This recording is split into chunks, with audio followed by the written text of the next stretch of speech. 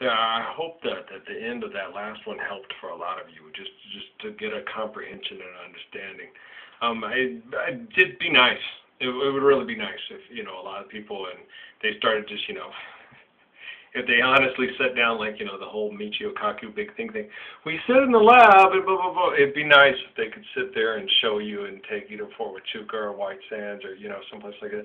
This is where they do it with rich people, but they don't do it with most of you. But they had a thing and just says this is where we trace the signals right here. They go and they can go through here through pace, like on that movie Frequency with Jim Caviezel and Dennis Quaid. Okay, this is boom, boom, boom. Now here's the strongest trace signals. Now here's the signals. Okay, now here is Ralph Earl Parsons Jr. Okay, cool. Now where's Jesus? Right there. Okay, now follow the signal. It's going to Ralph. So he's most like him. Okay. So who's most like Carnegie Mellon? Muhammad. Okay. So Isaac, his nephew. Yes. Okay. So they are the same signal and same transmission and same. We molecularly are the same. We do math the same. We look the same. We smell the same. Chicano, be that. Just joking around. I got that from my brother-in-law. But yeah, it's how it works. Yeah, most people wouldn't believe it. Oh, they're just doing this just to convince me to give in and live their government. Well, they don't want me to make money and drill for oil anymore. They're trying to stop it. Yeah, it sounds like an excellent idea. Well, given the fact that it's the death and decay, never mind. We're not going to go over it. We're beating it like a dead horse.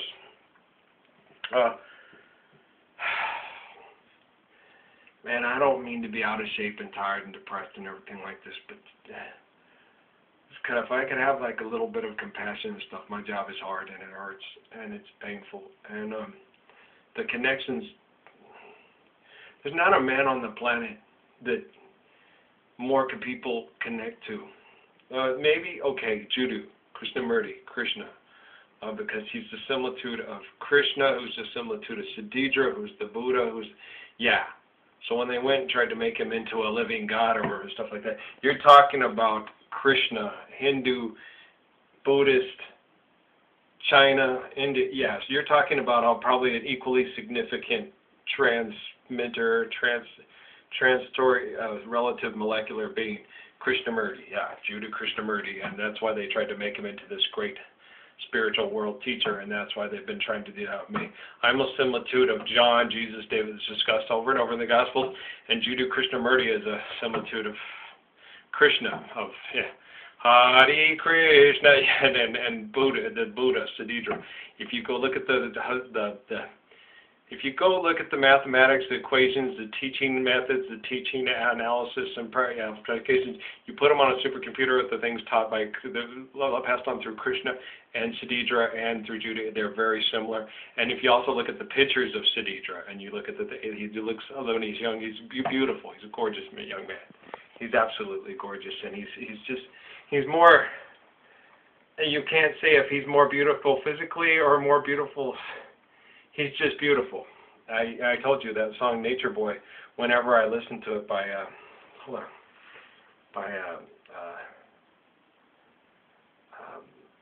Nat King Cole, I think of Judo. It just reminds me of Judo, and it just does. And but it's just a beautiful song, and he's a very beautiful human being.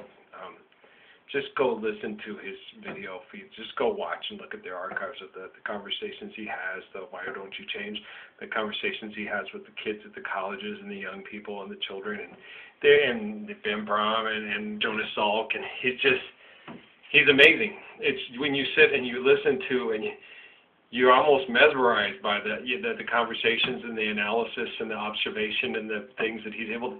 He's religiously trained by a bunch of religious people, but he can sit down and have a working conversation with Jonas Salk and Ben Brom and, astrophysicists and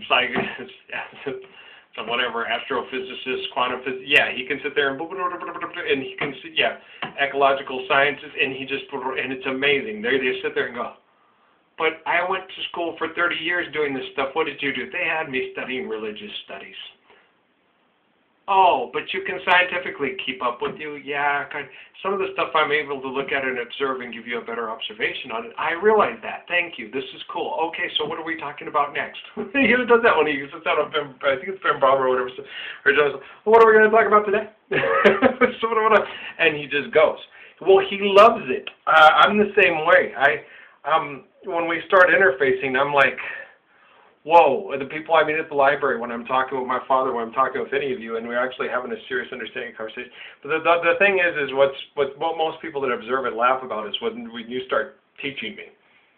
What you don't get, it's like people said, what you don't get what Jesus was saying, Ralph. Jesus was saying this. Oh, really? Okay, explain it to me. I'm more sarcastic. I'm very sarcastic, and I was raised American, and I was raised with, and I don't mean to be so sarcastic, but it's just essentially when you're talking to me, and you're telling me what Jesus said, okay? Just essentially consider yourself sitting in their room telling Jesus what Jesus said. Yeah, Ralph, what you don't get is that Jesus was saying we should go kill everybody and then work it out. No. Yeah, I know better than you. You know better than me what Jesus was saying. I do. Okay, that's like telling Jiddu Krishnamurti what Krishna was saying, what Siddhidra was saying. What you failed to realize, Jiddu, is that you're totally wrong. Well, I think from my perspective is what he would say. He'd say, "Really, I get sarcastic. I'm like, tell me more what you think I know. Tell me again what I lived. Tell me again how much I enjoyed that chocolate milkshake." He didn't really enjoy chocolate milkshakes. He only drank them because he was forced to. No, I really like them. No, Jesus didn't he likes chocolate milkshakes. He wasn't thinking that. He would say this. Yes, most likely he would say that. What was he thinking? I'm going to beat you with a stick. And then he corrects himself because he's human. He explains it. Be ready to rip your eye out rather than to lust after your brother's girl. You can lust, but don't let your eye offend so much that your eye will follow through and your penis will go in and put yourself into your best friend's girl. It'd be better to rip your own eye out than it would be to fulfill that sin. Okay? It would be better, Muhammad explains in the Quran, it would be far better to be whipped 100 times and have 100 rocks thrown at you than it would be to commit adultery with your brother's wife. You'd rather die than have sex with your brother's wife. Even if you loved her and she loved you, you'd have to sit there and work it out. Is he screwing around on you? Is he doing this? Well, then I divorce you, I divorce you, I divorce you. And then she will no longer be his wife and she will be your wife because you will appreciate it and he did not. And then he will find out later that he screwed up and it's going to feel as if he was whipped 100 times and he had 100 rocks thrown at him. Do you understand? Do you get me now? Do you get Muhammad now? Do you understand us better? I understand Muhammad quite well. I am not the similitude of Muhammad. My nephew Isaac is at Carnegie Mellon University in Pittsburgh, Pennsylvania. But I am the similitude of Yahweh, David, John, Saladin, and he knows very well much what is going on and what is said and what is discussed and how he's equating from Abraham, Melchizedek, Malachi. We talk and we relate and we can convey. So if you're asking me something that you think he was observing and he's trying to express and explain it, you can come ask me, okay? Get off my nephew. Don't go, what is he saying? Don't talk to him. He's in his 20s. He's a young man and he's working out his marriage and working out things religiously with his family. It's a one-eyed blind thing, but I prefer him to be blind right now because he's young. I'm 46 years old going on 47. Come talk to me, all right? You go after my nephew, I'll cut you to ribbons, okay? Muhammad, go portray your uncle. No. Go tell us what Jesus said. If you want to know what Jesus said, go talk to my Uncle Earl. Now just give me a break. When you want to know what Malachi thinks, come talk to me. If you want to go what David thinks, go talk to the one who says he's like David. If you want to know what Abraham thinks, come talk to me. If you want to know what Moses is thinking, go talk to the one who they say is like Moses. Can you read your Quran? If you can't read the Quran, why are you even talking to me? That was cool. Yeah, he can cut you to ribbons too. Oh, they offered it to him. Muhammad, why don't you just take the marketplace? No! Just submit and do this. We'll give you the leadership, but don't mess with the good thing. A good thing? You have a horrible thing here. You have idolatry, many gods. You pay too much homage to this. You give you don't share equally with the people. You have people starving and people opulently rich, all living in the same town. People starving to death and people so wealthy it's disgusting, living in the same town. How can you live with yourself when your own family, because we're all related here, are starving? Well, how can it be from your own labor? What do you do besides sit there and put on shows and give everybody their best so they can give you their best, and then you give nothing to everybody else who's starving? That's because they don't work hard enough. They don't work hard enough. And you work harder than them? You work harder than the slave in the field. The slave in the field, well, the slave is a slave for a reason, and the master is a master for a reason. And you are a master to your own gluttony, greed, and self-worship, and your idols that all are lined up in that temple. You will stop, and I will help stop you. I am God's messenger, and I will stop your idolatry. I will do it or die trying, and I will not die. My word will live long after I'm gone. I am the living word, and you will suffer me. That's the way it works, and that's how we work. If you claim to know Muhammad better than me, you're a liar, because you can't express it that way, you can't explain it that way, and you can't prove it that way. I am the proof because the proof is in the truth, and I am the living proof, and I am the truth. Muhammad was the last proof. Bull! You cannot put a seal on God. You can put a seal on the Quran, but you can't put a seal on me. I am part of the infinite, and I am part of the eternal. You would seal Allah in a book and keep it there forever? You would put God in a book and keep it there forever. You put a seal on the Quran and not on Allah and not on the proof. And I am the proof. Muhammad was not the last proof. If I hear one more of you say that Muhammad was the last proof of God, I will seal you eternally in your own stupidity and lie. It looks like I just did. Keep trying to say it. Keep trying to pass this publicly that Muhammad was the last proof, and I will prove you a liar as I just did. You are the proof of a lie, that you can contain Allah and God in a book and seal it and contain it and say this is the last word of the eternal. That is a lie, and you know it. You cannot live that proof. It is not proof. It is not provable, and it is not truth. How can the eternal be bottled and put into one book and sealed eternally and give us a last word on God and last say-so? God does not have a last say-so, for the voice of God is eternal. In the beginning there was the word, and is in the beginning, so shall it be in the end. You will recognize the way, the truth, and the life in Haile Selassie, and you will recognize the message that worked through Bob Marley, or you are a liar. You will recognize me, or you are a liar. I am not the last proof, and I will never be the last proof of God. There is no way to put a last proof on God when God is the eternal. That's just proof. It's math proof, and it's the truth. Don't try to outproof me, because I am the way, the truth, and the life, and I am the proof. Do you see your Messiah now? Will you stop coming and trying to put your lives in front of me and disregard and disrespect me? Would you speak this way to Muhammad? Would you speak this way to Saladin? Apparently so. Apparently you were one of the little manipulating mullahs who tried to have me assassinated. Apparently you were one of the manipulating little marketplace whores that tried to have him murdered and ran him off to Medina and into the caves and into the mountains. Apparently you would. Apparently you should stop, because the proof of the truth is right before you right now, and he has had quite enough. The sword and the pen will become one and cut down all your lies and write down new truths. We are the proof of the truth, and I am the living truth. I am the light and the way. I am the way, the truth, and the life.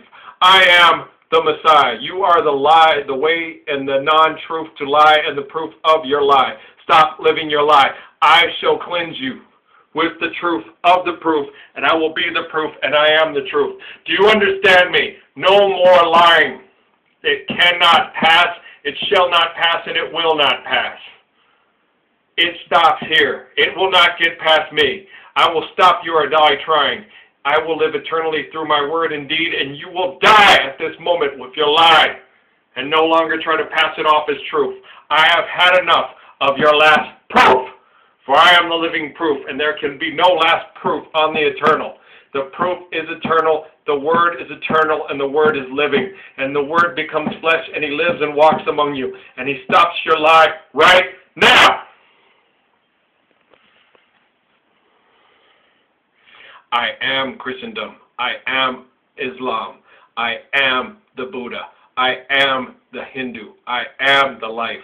I am the line of Krishna. I am related to all, for they all come from Adam to Eve. The children of Adam and Eve are all of us, are not at all, and God does not lie. And there is no lie when you come to trying to equate the proof of God. And I am the proof of Adam and Eve. I am the living Word.